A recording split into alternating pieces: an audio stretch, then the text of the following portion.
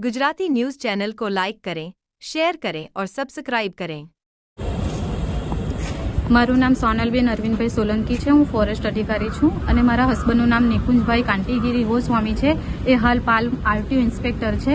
જેઓનું બીજી અન્ય લેડીઝ દીપિકા ગોસ્વામી એમના સમાજની છોકરી સાથે આજે ઉમરા કેશવનગર સોસાયટીમાં મેં પોલીસ સાથે રંગે હાથ પકડી લીધેલ છે। શું માંગણી તમારી? મને પૂરતો ન્યાય મળે। હું નીચા સમાજની કહીને મારા હસબન્ડે મને ઘરમાંથી 1 વર્ષથી મારા 4 વર્ષના દીકરા સાથે કાઢી મૂકેલ છે।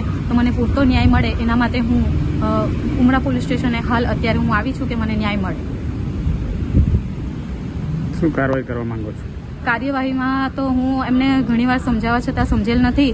તો હાલ હું એટ્રોસિટીનો કેસ કરવા માંગુ છું, કેમ કે એમને ઘણીવાર સમજાવવા છતાં સમજેલ નથી કે એમને એવું કેવું છે કે તારે જે કેસ કરવા એ કરી લે, હું આની જોડે જ રહેવાનો, તારે જે કરવું એ કરી લે। તો હું હાલ અત્યારે એટ્રોસિટીનો કેસ કરવા માટેની હું સરને હું રિક્વેસ્ટ કરીશ કે મારો કેસ એફઆઈઆર નોંધાવી લે અને એટ્રોસિટીનો કેસ એમના પર કરવામાં આવે, કેમ કે એમણે હું નીચા સમાજની કહીને મને ઘણી ટોર્ચર કરેલી છે, ઘણી માર મારવામાં આવેલો છે। મારા સાસ અને સસુર તરફથી બી મને ઘણો માર મારવામાં આવેલ છે।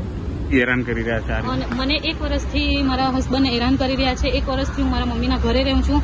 વારંવાર મારું ઘર અડાજણમાં વિજયાલક્ષ્મીમાં 401 નંબરનું ઘર છે। મેં વારંવાર એમના ઘરે જાઉં છું। મને વારંવાર ધક્કા મારીને કાઢી મૂકવામાં મારા સાસ સસુર અને મારા હસબન્ડે મને કાઢી મૂકેલ છે। મેં અડાજણ પોલીસ સ્ટેશનમાં મેં એમને અરજી કરેલી છે। એમણે માફી માંગી અને માફી માંગીને પછી પાછું હતા એ હવે રાબેતા મુજબ ચાલુ રાખેલું છે।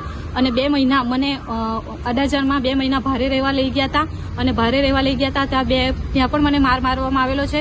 માર મારવાનું કારણ એ હતું કે મારા સસુએ મને વોટ્સઅપ પર એ લખીને મોકલાવેલું હતું કે ભાઈ તારા પિયર પક્ષમાં કોઈ જોડે સંબંધ રાખવાનો નહીં અને તને માર મારવામાં આવે તો તારે પોલીસ સ્ટેશનમાં કોઈ ફરિયાદ નહીં કરવાની અને એટ્રોસિટીનો કોઈ કેસ કરવાનો નહીં અને અમે મારીએ તો બી તારે માર સહન કરીને રહેવું હોય તો વિજયાલક્ષ્મીમાં રહેવા માટે તું આવી જા અને 100ના સ્ટેમ્પ પેપર પર સહી કરી આપવાની અને બીજાના સાક્ષીની પણ સહી જોઈએ એવી મને ધમકીથી મને વોટ્સઅપ પર એ લોકો મેસેજ કરે છે મારા સાસ સસુર। તો રહેવા આવજે તો મેં એમને ના પાડી કે હું એવું કોઈ લખાણ આપવા માટે બંધાયેલી નથી। તો મારા હસબન્ડે મને ગમે એમ મારેલી હતી અને ત્યાંથી મને સિવિલ હોસ્પિટલમાં એડમિટ કરવામાં આવેલી હતી।